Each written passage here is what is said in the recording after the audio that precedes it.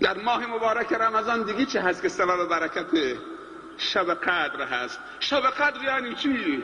شبی که دارای قدر و منزلته. قدر و منزلت یعنی چی؟ یعنی قرآن در اون شب نازل شده و به شب قدر و منزلت داده. قرآن چند حرفه؟ 350,000 حرفه.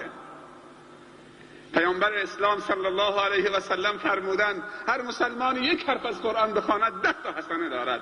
من نمیگویم الف لام میم یک حرف است، بلکه الف یک حرف و لام یک حرف و میم یک حرف. هر کسی 3 حرف بخواند 30 حسنه. 350,000 حرف. یک ختم قرآن می شود 3,500,000 حسنه.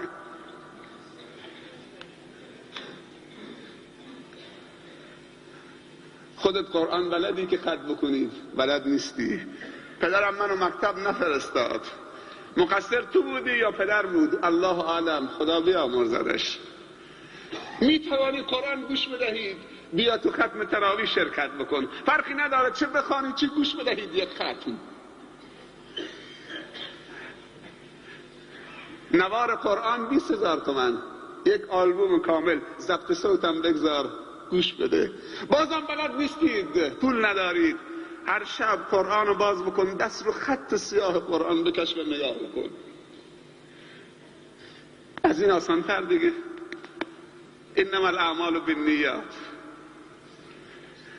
در ماه مبارک رمضان شب قدر هست. عبادت از 1000 ماه بهتره. 1000 ماه معادل چند ساله؟ معادل 83 سال. یک شب 83 سال به خدا نزدیک میشوید. 83 سال و 4 ماه و نیم. 1000 ماه معادل 83 سال و 4 ماه و نیم است.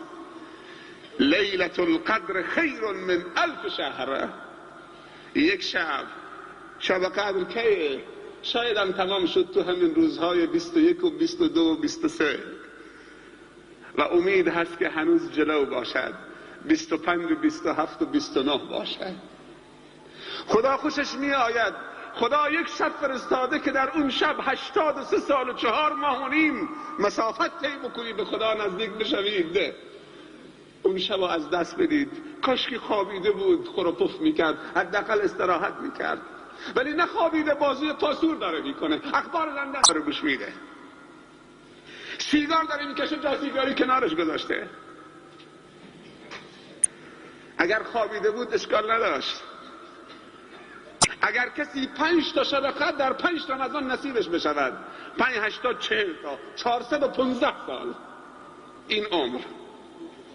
بعد میگیم عمر ما کوتاه است. عمر ما کوتاه نیست، برکت از عمر ما رفته. اگر عمر با برکت باشه از یک سجده میلیون ها بهشت درست میشود.